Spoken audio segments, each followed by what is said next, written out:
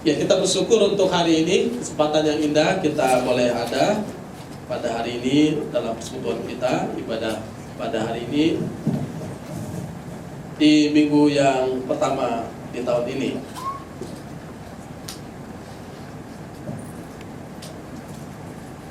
Ya, saya pikir saya berbeda dengan waktu-waktu yang lalu. Waktu yang lalu lebih berpikir bagaimana kita menghadapi hal-hal yang ke depan, pengharapan-pengharapan kita, tujuan-tujuan hidup kita, atau apa yang Tuhan mau dalam kehidupan kita. Tapi hari ini lebih kepada bagaimana kita berpikir bahwa di setiap langkah apa yang kita kerjakan, pentingnya ada suatu sikap karakter yang tumbuh dalam kehidupan kita.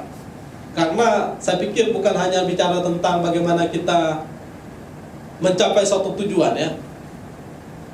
Karena kalau kita hanya bicara tentang mencapai satu tujuan, mungkin orang bisa mencapainya atau punya target-target di dalamnya. Tapi bagaimana kita menghidupi dalam proses-proses yang Tuhan izinkan. Jadi keberadaan, kebersamaan dalam mencapai apa-apa yang Tuhan izinkan untuk kita lakukan dalam kehidupan kita. Karena sebagai orang Kristen tentu target kehidupan kita yang sangat jelas, yaitu bagaimana kita memuliakan Tuhan. Nah, memuliakan Tuhan itu dari berbagai aspek, bisa melalui memberitakan Injil, melakukan amanah agung, bisa melalui pelayanan-pelayanan, bisa melalui pekerjaan, bisa melalui hal apapun dalam keluarga, dan lain sebagainya. Nah, sehingga saya mengajak kita memperhatikan bagian firman Tuhan, Filipi pasal 2 ayat 1-11, itu di bawah tema yang saya angkat, bersatu dan merendahkan diri. Saya akan membaca buat kita dari TB 2. Mungkin agak sedikit berbeda dengan TB 1, tapi hampir-hampir sama, ya. Filipi pasal 2 ayat 1-11. Jadi karena dalam Kristus ada nasihat, ada penghiburan kasih, ada persekutuan roh, ada kasih mesra dan belas kasihan. Sempurnakanlah sukacitaku dengan ini. Hendaklah kamu sehati sepikir dalam satu kasih, satu jiwa, dan satu tujuan, tanpa mencari kepentingan diri atau pujian yang sia-sia. Sebaliknya, hendaklah dengan rendah hati yang seorang menganggap yang lain lebih utama daripada dirinya. Janganlah tiap-tiap orang hanya memperhatikan kepentingannya sendiri, tetapi kepentingan orang lain juga. Hendaklah kamu dalam hidupmu bersama menaruh pikiran dan perasaan yang terdapat juga dalam Kristus Yesus, yang walaupun dalam rupa Allah tidak menganggap kesetaraan dengan Allah itu sebagai milik yang harus dipertahankan, melainkan telah mengosongkan dirinya sendiri dan mengambil rupa seorang hamba dan menjadi sama dengan manusia. Dalam keadaan sebagai manusia, ia telah merendahkan dirinya dan taat sampai mati, bahkan sampai mati di kayu salib. Itulah sebabnya Allah sangat meninggikan dia dan mengaruniakan kepadanya nama di atas segala nama, supaya dalam nama Yesus bertekuk lutut segala yang ada di langit, di atas bumi, dan segala lidah mengaku Yesus Kristus adalah Tuhan, bagi kemuliaan Allah Bapa. Banyak orang yang bisa berhasil dalam suatu tujuan, tapi tidak berhasil di dalam suatu komitmen bersama. Jadi saya pikir kebersamaan, kesatuan, merendahkan diri ini sesuatu karakter yang sangat diperlukan untuk menggapai suatu tujuan. Saya menggambarkan seperti ini, ya. Ya, kalau kita dari daerah yang ada sungai, ada laut, kita ngerti ada sampan, ya. Nah, sampan biasanya bisa didayung sendiri, tetapi juga kebanyakan ada dua orang yang ada di dalamnya, yang satu di depan, yang satu di belakang. Tapi yang pasti tidak pernah mereka mendayung berlawanan arah, ya. Di depan melawan yang di belakang. Selalu satu arah. Selalu kerjasama. Kalau satu bergerak kita ke kiri, ke kanan, ke kanan. Tapi biasanya yang menjadi jurumudi yang di belakang biasanya, ya. Tapi yang pasti bahwa dalam satu tujuan semua bekerja sama. Semua bersatu melakukan tugas tanggung jawabnya. Tetapi di sini juga tidak bisa kita menyombongkan diri, merasa bahwa saya yang paling utama dalam melakukan tugas ini. Jadi ada suatu kontrol diri di mana ya sama-sama mengerjakannya, sehingga mereka bisa menyeberang dengan baik. Jadi ketika seseorang mendayung perahu bersama yang lain dari satu seberang ke seberang yang lainnya, dari satu tujuan ke tujuan lainnya, ya memang kuncinya adalah kekompakan, kebersamaan, dan menurunkan ego. Ya dalam hal apapun saya pikir bahwa ya dalam kita bergereja sebagai anak Tuhan, ya kan, dalam keluarga, bahkan dalam hubungan pacaran seperti itu, atau bahkan dalam pekerjaan, ada suatu tujuan, jelas tujuan kita mau ke sana. Tapi bagaimana kita bersama-sama mencapai tujuan? Nah, di sini tantangan ya. Bisa nggak kita mengerem? Bisa nggak kita bekerja sama, bersatu? Bisa nggak kita merendahkan diri? Nah, karena seringkali orang terlalu berfokus pada tujuan tanpa mempedulikan sikap yang diperlukan untuk mencapai tujuan itu. Nah, ini saya pikir dalam hal keluarga ya. Karena kekuatan dalam suatu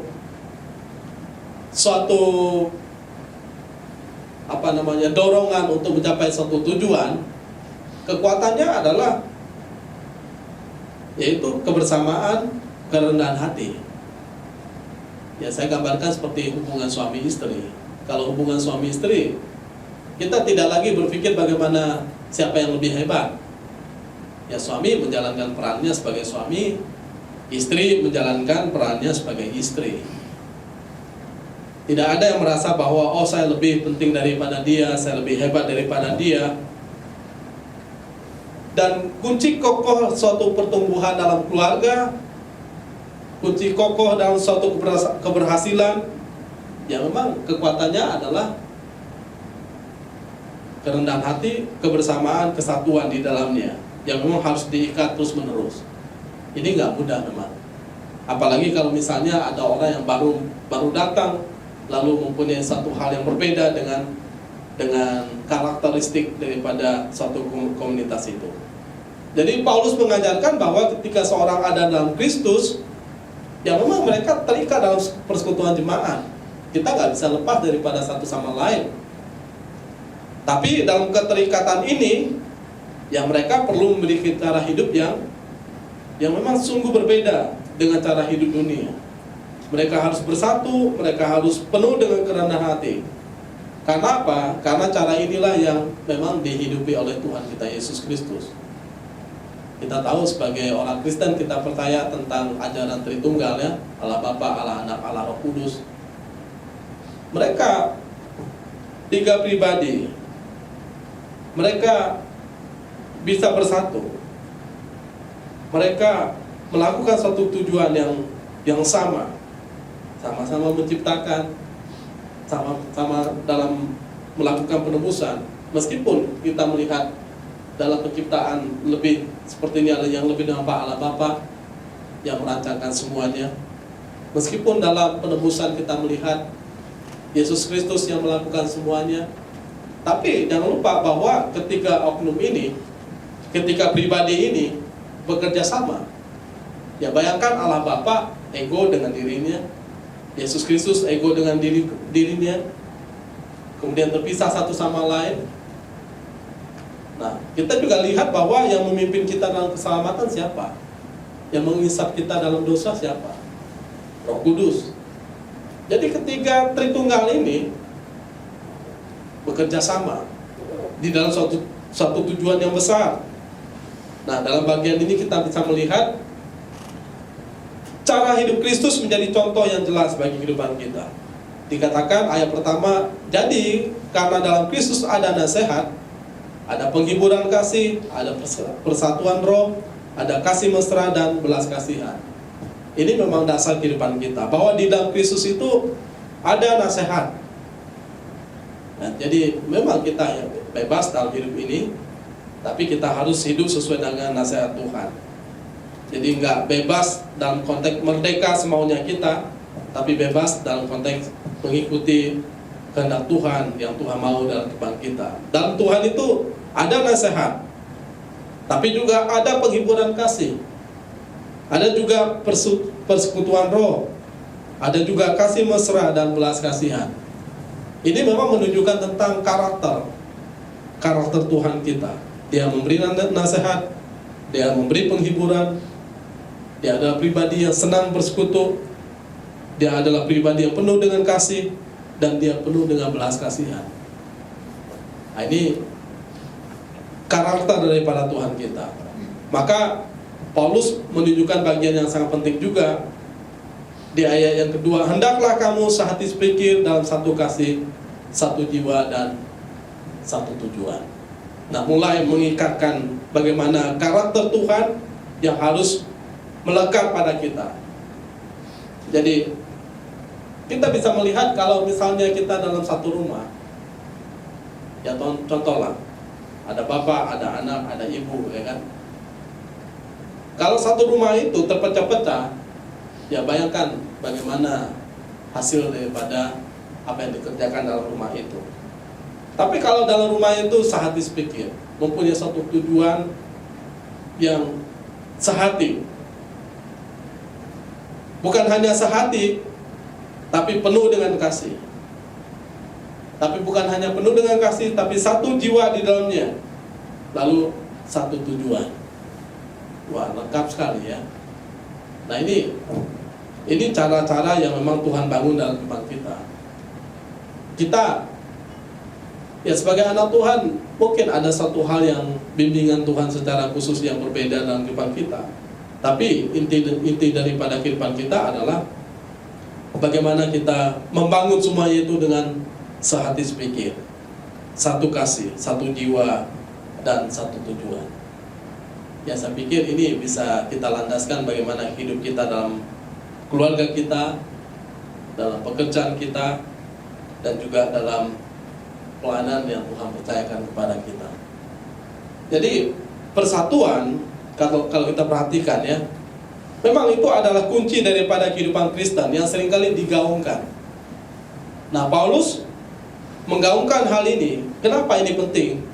Karena ketika ada suatu persatuan, maka ada kekuatan.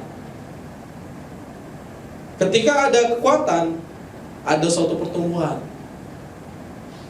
Nah, ketika ada suatu pertumbuhan di sana, jadi ada suatu perkembangan yang lebih besar, yang lebih besar. Maka persatuan adalah kunci daripada kehidupan kita sebagai orang percaya. Maka dimulai tadi, bagaimana orang itu memahami ada suatu nasihat yang Tuhan berikan kepada kita, bagaimana ada penghiburan kasih, ada persekutuan di dalamnya, kasih mesra belas kasihan memang harus mulai tumbuh.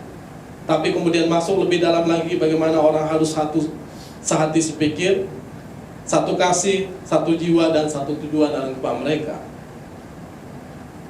Kalau kita perhatikan ayat yang 1 dan 2 itu memang jelas menunjukkan bagaimana sikap orang Kristen ya.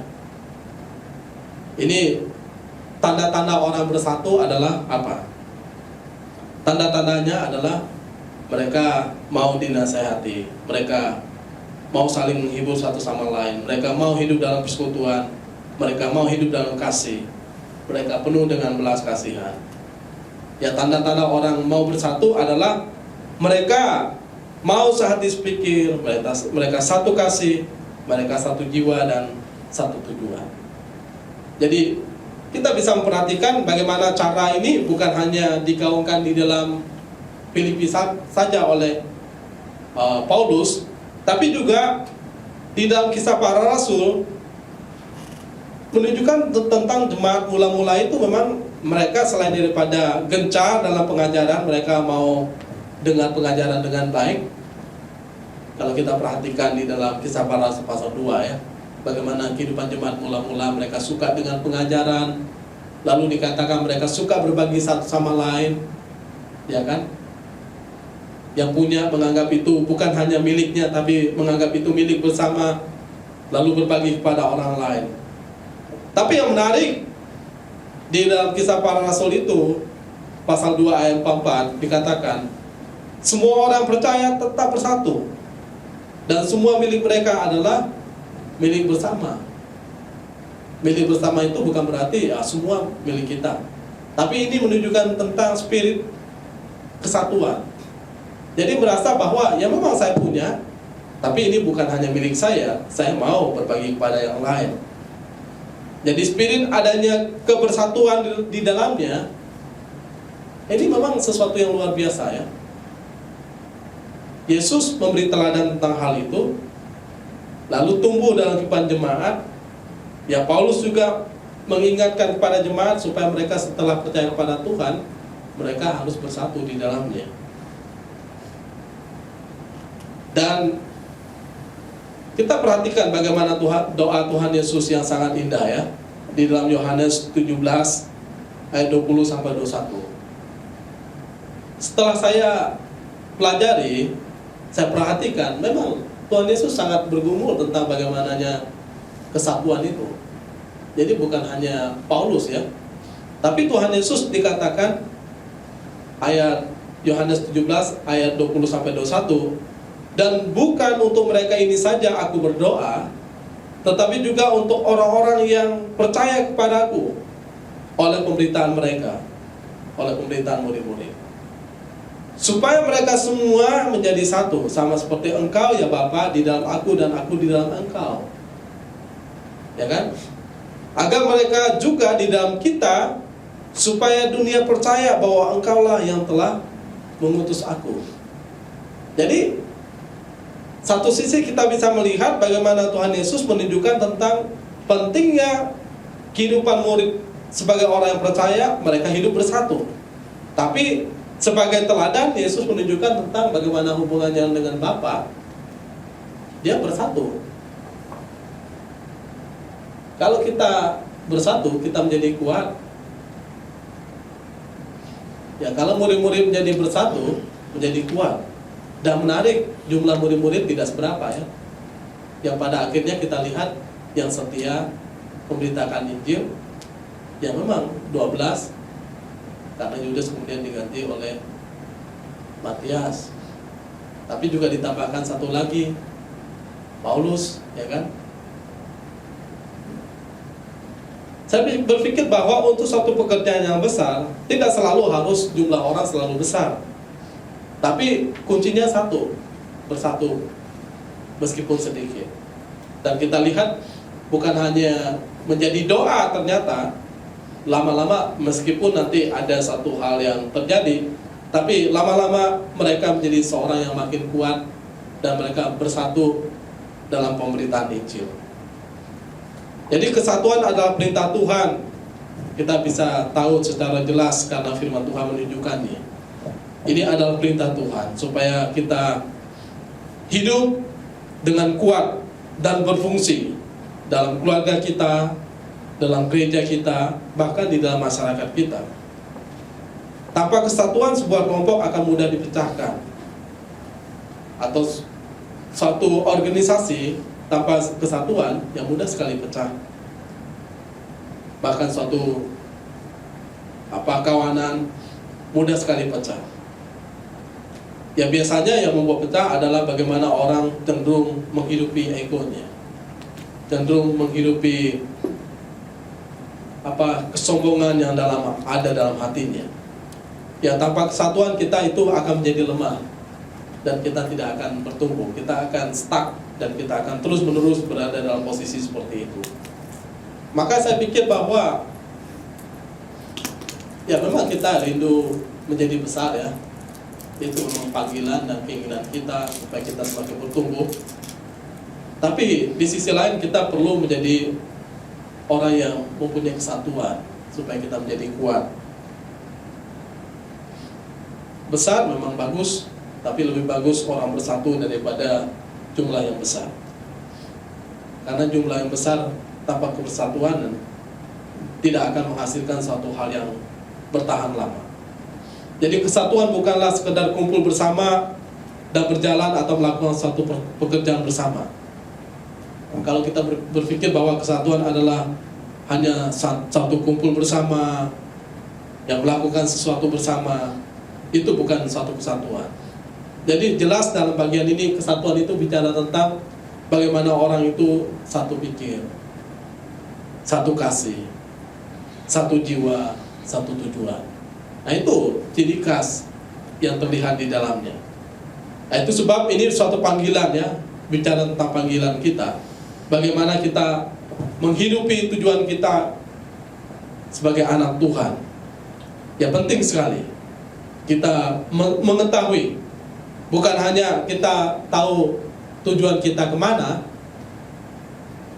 Tentu penting kita tahu tujuan kita kemana, tapi kita tahu peran kita apa,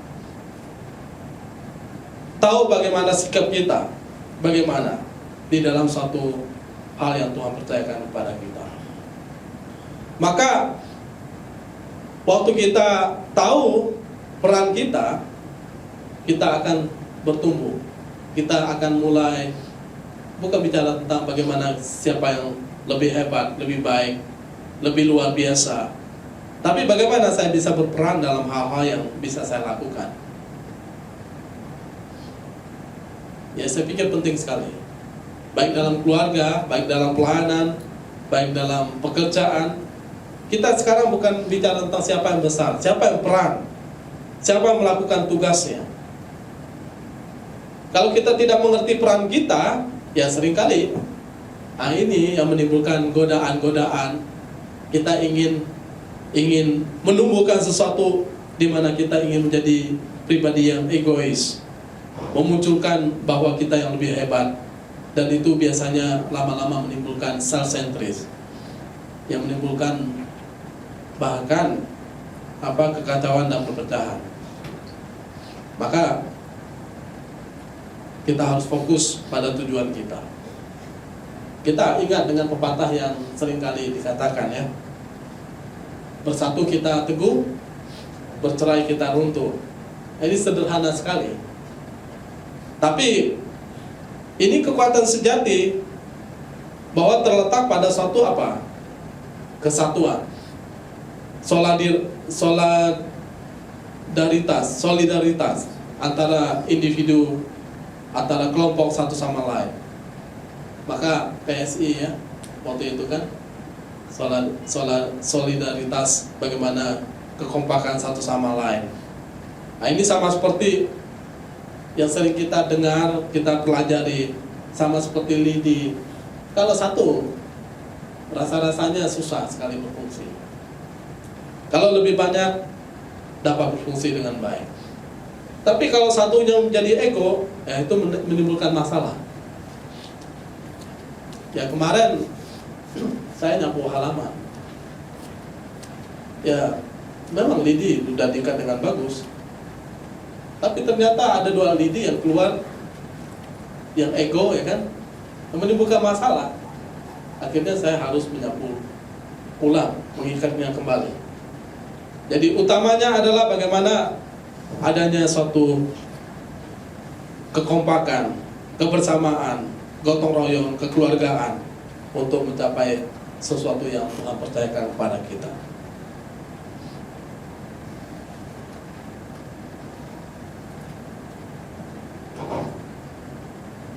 Nah, kepentingan diri sendiri ini adalah suatu musuh ya bagi suatu kesatuan. Yang kita bisa melihat di dalam ayat yang ketiga. Paulus berkata, tanpa mencari kepentingan diri atau pujian yang sia-sia. Sebaliknya, hendaklah dengan rendah hati yang seorang menganggap yang lain lebih utama daripada dirinya sendiri. Jadi penghalang terbesar persatuan adalah seringkali yaitu mencari kepentingan diri sendiri dan pujian yang sia-sia.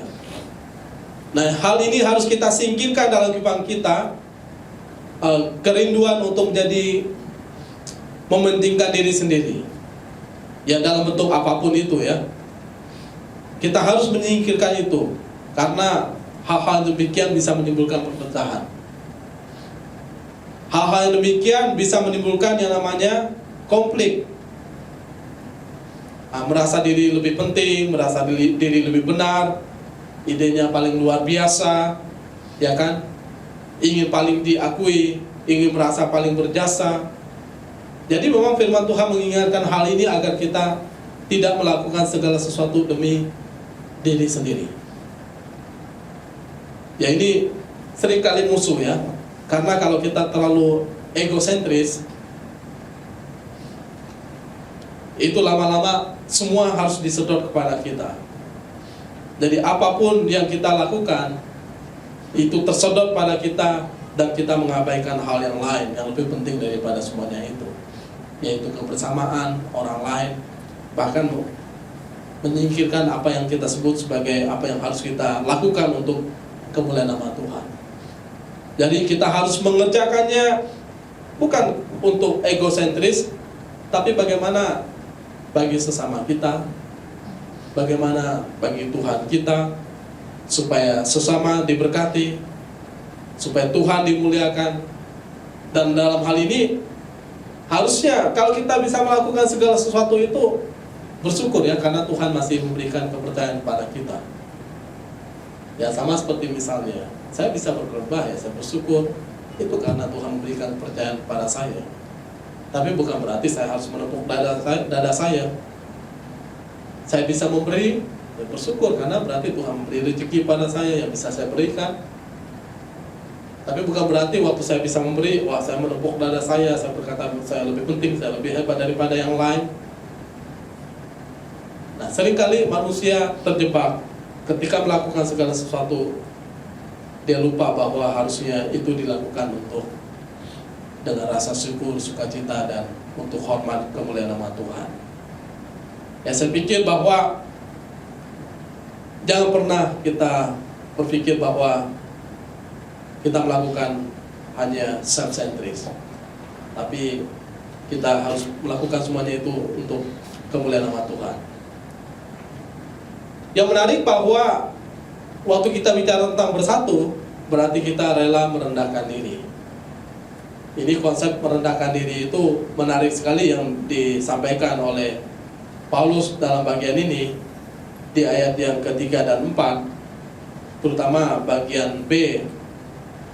Sebaliknya, hendaklah dengan rendah hati yang seorang menganggap yang lain lebih utama daripada dirinya. Janganlah tiap-tiap orang hanya memperhatikan kepentingannya sendiri, tetapi kepentingan orang lain juga. Ini menarik apa yang dikatakan oleh Paulus dalam hal ini. Jadi jangan orang menganggap diri lebih penting, tapi menganggap orang lain harusnya lebih utama daripada dirinya. Itu gema yang diberikan kepada kita. Namun seringkali ya kita beda ya. Ya kita seringkali berpikir bahwa ya kitalah lebih penting daripada orang lain, kitalah lebih utama daripada orang lain, kitalah lebih baik daripada orang lain. Ini seringkali menggoda kita. Padahal Tuhan Yesus memberikan teladan yang baik kepada kita. Dia pemimpin, bahkan dia Tuhan, dia Raja. Dia hadir dalam dunia, datang ke dalam dunia ini, kita tahu. Dia mengambil rupa seorang hamba, dikatakan menjadi sama seperti manusia, karena memang tujuan untuk penyelamatan adalah manusia. Bahkan dia tinggal, tempat lahirnya di kandang domba, di kota yang kecil.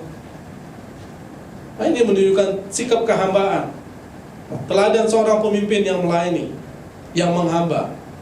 Bahkan ketika murid-murid berebut tentang siapa yang terbesar di antara mereka, Tuhan Yesus memilih sikap untuk merendahkan diri. Dia mencuci kaki murid-muridnya. Jadi memperhatikan kepentingan orang lain, bukan hanya kepentingan diri kita sendiri. Nah, sementara murid-murid mereka terjebak, meskipun mereka sudah lama ikut Yesus, mereka terjebak ya. Mereka gagal memahami arti panggilan hidup mereka. Mereka berpikir ya semakin mereka melayani Tuhan, sudah lama melayani Tuhan, mereka akan semakin menjadi orang besar. Mereka lupa bahwa panggilan mereka sebagai orang-orang yang datang melayani Tuhan Yesus, ya harusnya mereka menyangkal diri, memikul salib, ikut Tuhan Yesus. Artinya apa? Ikut teladan Tuhan Yesus. Yaitu apa? Teladan yang menghamba, teladan yang melayani, teladan yang membasuh kaki orang lain, teladan yang melakukan yang terbaik untuk orang lain, untuk sesamanya. Dan murid-murid yang lain terjebak. Termasuk juga kita lihat salah satu murid yang sangat ekstrim, yang sangat egosentris ya. Siapa? Yudas. Oh, saking egosentrisnya dia menjual Tuhan Yesus dengan 30 keping perak. Kenapa orang bisa sampai terjebak dalam hal-hal seperti itu? Ya karena yang dipikirkan adalah dirinya sendiri. Dia tidak berpikir tentang orang lain. Dia tidak berpikir tentang Tuhan dan pekerjaan yang Tuhan percayakan kepada mereka.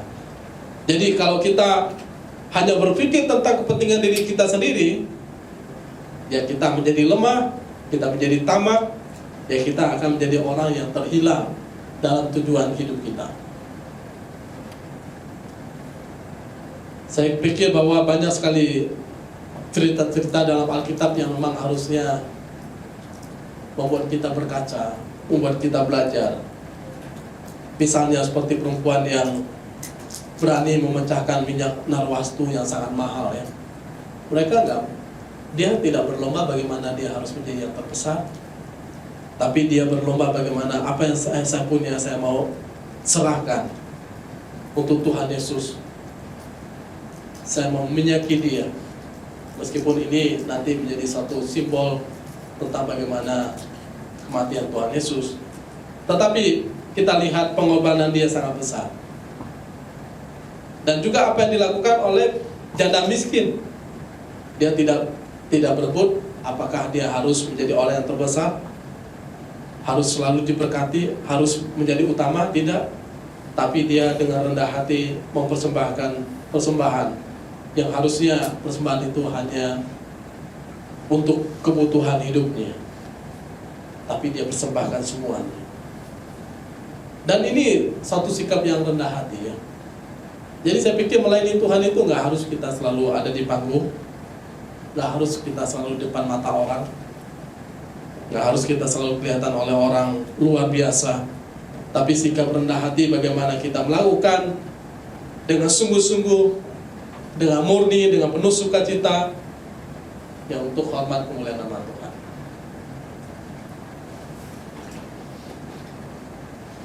Nah ini sikap yang rendah hati.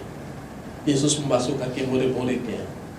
Di tengah-tengah kerinduan murid-muridnya itu berlomba untuk menjadi siapa yang terbesar. Kemarin waktu tanggal 28 saya berbicara tentang mereka berlomba-lomba siapa yang jadi terbesar.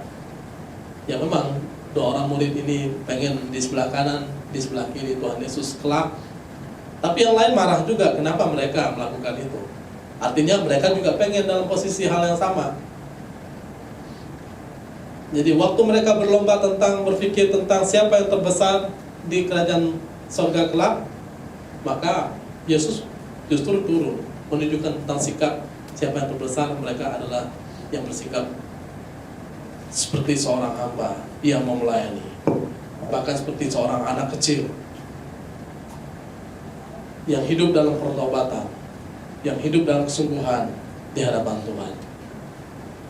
Kita bisa melihat tentang bersatu dan merendahkan diri. Ya saya pikir bahwa sehebat apapun ilmu yang kita pelajari dalam dunia ini, tidak ada ilmu yang lebih hebat daripada ajaran Tuhan Yesus. Banyak cara-cara, termasuk soft skill ya, yang ditawarkan kepada kita, termasuk ajaran-ajaran motivasi yang ditawarkan kepada kita, bagaimana kita menjadi seorang pelayan yang hebat, yang andal dalam dunia apapun. Tapi menarik, Paulus menunjukkan sederhana kalau kita mau bersatu, kalau kita mau merendahkan diri. Lihat Tuhan Yesus Kristus. Nah ini seringkali kita lupa. Kita tidak lagi melihat Yesus, kita melihat diri kita, atau kita melihat orang lain yang hebat, yang luar biasa. Nah, padahal sebagai murid Kristus kita harus mengikuti karakter Kristus. Jadi kita harus menaruh perasaan dan pikiran yang terdapat pada Kristus Tuhan kita. Waktu Tuhan Yesus lihat orang lapar, apa yang dia lakukan? Dia memberikan mereka makan. Waktu ada yang sakit, kusta, lumpuh, apa yang dia lakukan? Dia menyembuhkan mereka. Waktu Tuhan Yesus lihat ada orang berdosa, ya seperti perempuan Samaria ya, dan juga seperti seorang Nikodemus, ya kan, pemimpin agama. Apa yang dia lakukan? Dia mendatangi mereka, dia menjumpai mereka. Ya, ini kerendahan hati, bicara tentang bagaimana kita menaruh pikiran dan perasaan Kristus dalam hati dan pikiran, bahkan dalam kehidupan kita, yang menjadi landasan dalam kehidupan kita. Apa itu? Kita bisa melihat bagaimana kita menganggap orang lain lebih utama dari diri kita sendiri. Yaitu bukan suatu sikap yang mudah. Ini perlu suatu kerendahan hati, dan perlu belajar kepada Tuhan Yesus sebagai teladan utama dalam kehidupan kita. Kita memperhatikan kepentingan orang lain, bukan hanya kepentingan diri kita. Jadi seharusnya kita belajar kepada Tuhan Yesus bagaimana dia peduli terhadap orang-orang yang memang membutuhkan. Dia menjumpai Sakeus, dia menjumpai Matius, dia menjumpai murid-murid yang terpinggirkan sebagai penjala ikan. Jadi dia menjumpai orang-orang yang memang hatinya kecil, hatinya merasa sebagai orang yang tersingkirkan, tapi Tuhan mendatangi mereka dan mengubah kehidupan mereka. Ini hati Tuhan. Jadi seorang manusia yang agung, bukan manusia yang punya mobil mewah, rumah mewah, harta yang limpah, tapi manusia yang agung adalah seperti Tuhan Yesus, yang peduli kepada orang lain. Kalau kita besar, kita nggak peduli kepada orang lain, ya sama saja, sama seperti kawanan dunia ini. Tapi kalau kita sedikit, kita kecil, tapi kita peduli kepada orang lain, itulah ajaran Kristus, bagaimana kita hidup menjadi berkat pada orang lain. Maka hati kita harus selalu diisi oleh kasih Tuhan, harus selalu diisi dengan kerinduan untuk mempedulikan kepentingan orang lain. Itulah pikiran dan perasaan Kristus, penuh dengan belas kasihan. Nah, itulah pikiran dan perasaan Kristus. Kita bisa lihat di dalam bacaan kita tadi, bagaimana di dalam Kristus itu dia penuh dengan kasih sehingga dia memberi nasihat. Dia penuh dengan kasih sehingga dia memberi penghiburan. Dia penuh dengan kasih sehingga di dalam dia ada persekutuan. Dia penuh dengan kasih sehingga dia berbelas kasihan. Nah, ini hal-hal yang kita bisa lihat, contoh nyata ya, contoh nyata, contoh yang hidup. Kita nggak usah lihat pada tokoh-tokoh dunia ini. Memang banyak tokoh-tokoh dunia ini hebat, tapi mereka juga belajar kepada orang lain yang berusaha belajar bagaimana menjadi orang yang baik. Tapi kita sudah ada orang-orang yang baik, contoh nyata yang hebat, yang sempurna. Nah, itu yang ditunjukkan oleh Paulus. Ini ada contoh yang nyata, contoh yang sempurna. Siapa itu? Yesus. Maka Yesus adalah ya standar tertinggi kita ya. Bahkan teladan yang sempurna bagi kehidupan kita. Dalam hal apa? Dalam hal kesatuan dan kerendahan hati. Ya, Yesus bersatu dengan Bapaknya. Yesus punya satu tujuan dengan Bapaknya, dengan Roh Kudus. Bahkan Yesus punya kerendahan hati. Ayat yang kita baca jelas, ia walaupun setara dengan Allah, namun dia tidak mempertahankan kesetaraan dengan Allah itu sebagai milik yang harus dipertahankan. Tapi apa? Dia mengosongkan dirinya, menjadi sama seperti manusia. Ini gampang kan? Gak gampang ya. Seorang Allah menjadi manusia, mengambil rupa sebagai seorang hamba. Dulu ketika Jokowi pertama kali menjadi gubernur ya, masuk ke gorong-gorong, orang senang sekali karena dia pemimpin yang merakyat. seorang gubernur masuk ke gorong-gorong, itu dianggap sangat hebat ya. Kemudian seorang presiden menemui rakyat, wah itu dianggap sangat hebat. Padahal satu tempat ya, meskipun dia di istana, kita di rumah biasa. Tapi dia sejajar dengan kita, sama-sama dalam dunia ini, sama-sama manusia, ya sama-sama makan nasi lah istilahnya.